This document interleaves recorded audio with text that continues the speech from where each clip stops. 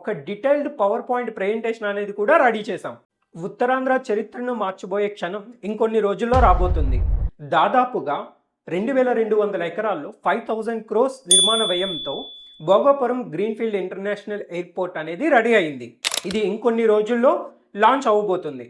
ఇది కేవలం ఒక ఎయిర్పోర్ట్ మాత్రమే కాదు.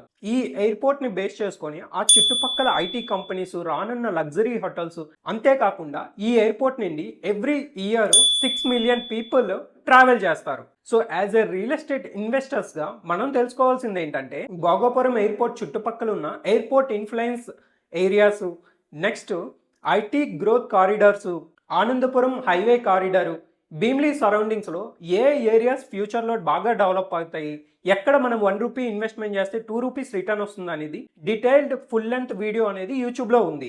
అంతేకాకుండా మనం ఒక వైజాగ్ ఇన్వెస్టర్స్ గురించి ఒక డీటెయిల్డ్ పవర్ పాయింట్ ప్రెజెంటేషన్ అనేది కూడా రెడీ చేసాం.